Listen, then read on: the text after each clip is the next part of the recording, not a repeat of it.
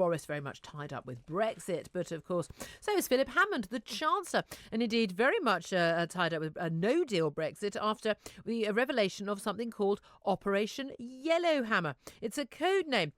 And it was photographed on a secret Treasury document which revealed no-deal Brexit contingency planning is definitely happening. And that is the codename Operation Yellowhammer. John Glenn, the City Minister, was photographed holding the document as he left the Cabinet Office in Whitehall. And it showed the Treasury has told departments their first call for funding no-deal plans should be through internal reprioritisation of funding. So for that, it means basically you're not getting any extra money, which means if you're going to have to spend any money, you're going to have to cut something else. So spheres of yet more austerity.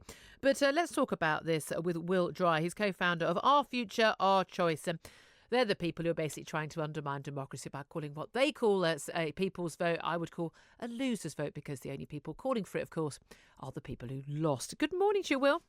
Good morning, Julia. I mean, I actually remind you that I actually won the referendum. I voted Leave, just like you. Yeah, and then for some reason you got all confused. And Well, I'm not a loser. No, but I think that what the government has kind of released inadvertently yesterday is another indication that they're just totally overwhelmed by the task that is before them. Wouldn't any government be overwhelmed? I mean, the funny thing that we have is that the people who were pro staying in the EU wanted to remain in the EU before 2016. Their argument was, look, the EU doesn't really have any effect on our lives or our government. It doesn't affect us. Don't be so silly. It's just all about keeping peace in Europe. Nothing to worry about. Nice, easy, trading and that. And now they're saying we can't possibly leave the EU. It's far too complicated. It's got its tentacles into every single area of our lives. I mean, one of those statements only can be true. Yeah, and I think it's the latter. So we were lied to by the Remain camp. I'm not here to defend every statement that was put out by a campaign of which I voted against, just like yourself. But look, here's the situation. We both voted Leave. I think there are two Brexit options that the government has put on the table. One is Operation Yellowhammer, which frankly sounds like something out of World War II. It sounds like the government is preparing for Brexit like it would a flood or a drought. And the other is a very pitiful, very crummy deal in which we take back control by giving up control of our laws on goods indefinitely, because we'll be rule takers of the European.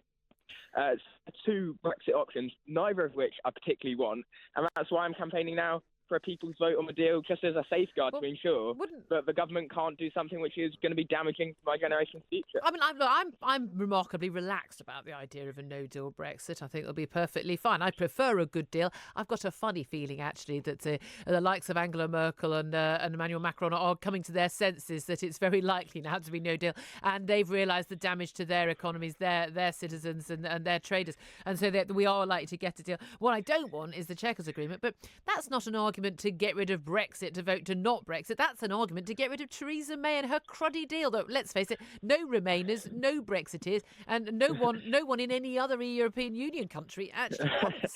Well, no, I agree that he wants Theresa May's deal, whether you're a Remainer or a Leaver. But the fact of the matter is that there is only one set of people who is negotiating from a European Union. That is the government that is led by Theresa May. The deadline is March next year. So that's the option that we have on the table. That is Brexit.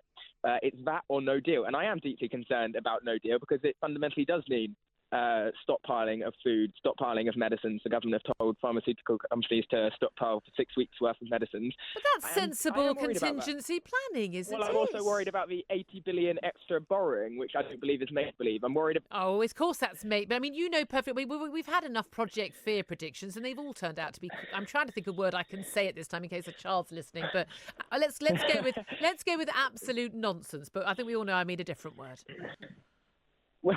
Well, I don't think it's Project Fear when the Brexit-supporting government is at... It's not a Brexit-supporting government. Well, Philip Hammond, if it was up to him, would not have Brexit. It's a Ramona. It's not even Remain. It's a Ramona government. Of course they're going to be saying how... and joined the People's Vote campaign and joined those who are pro-European. Because I'm not pro... I'm very pro-European. Lovely holidays in France. I just don't want to be ruled by another political body. It's very, very simple. simple. Just because this government is doing an absolutely awful... I mean, I don't think it's possible to have done a worse job, other than actually having Juncker on our side negotiating. I don't think Theresa May could have done a worse job. But that's an argument for getting rid of Theresa May, not an argument for getting rid of something that 17.4 million people voted for 2 years ago. Okay, I mean, I perfectly understand that point of view, but here's the fact. To get rid of Theresa May, you need over half the Conservative Party to vote for. They have no confidence in her. That at the moment is not really on the table. It's probably happen in the next 6 months.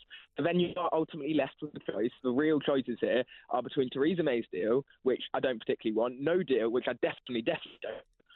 Or putting the deal to the...